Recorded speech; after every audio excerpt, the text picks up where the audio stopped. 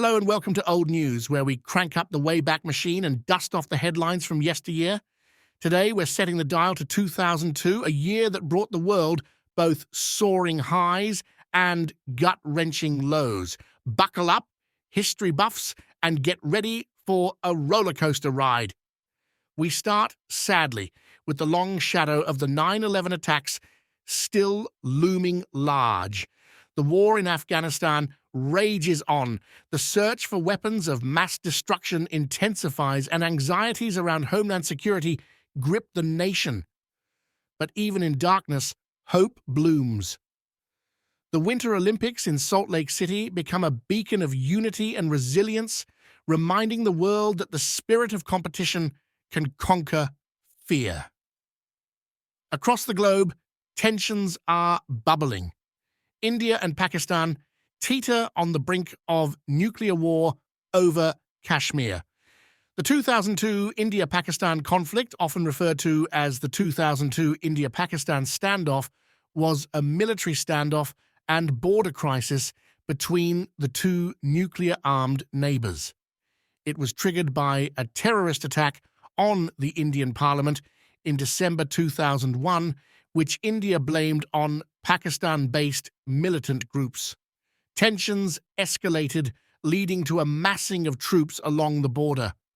While a full-scale war was averted, both countries remained in a state of high alert for several months.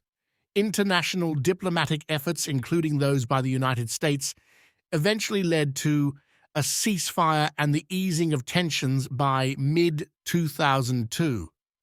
Meanwhile, in Africa, the volcano Nyiragongo erupts, displacing hundreds of thousands from the town of Goma in the Democratic Republic of Congo, killing dozens, swallowing buildings, and leaving a trail of devastation. And in Russia, armed Chechen militants stormed a Moscow theater during a performance, taking over 900 people hostage. For 3 days, the captives endured grueling conditions and fear. In a dramatic rescue operation, Russian special forces pumped a gas into the theater to incapacitate the terrorists. Although the operation saved many lives, over 130 hostages tragically died from the effects of the gas. Sadly, 2002 also sees the passing of some legendary figures. Princess Margaret, the Queen's younger sister, leaves behind a life of glamour and scandal, and comic genius Richard Pryor bids farewell to the world, leaving an indelible mark on comedy and social commentary. But amidst the turmoil, there are moments of joy and triumph. The euro launches, unifying Europe's currency and marking a milestone in economic integration. In music, Eminem's 8 Mile takes the world by storm, giving voice to the struggles and frustrations of a generation. And on the silver screen, Spider-Man swings into theaters, bringing comic book heroes to the forefront of pop culture.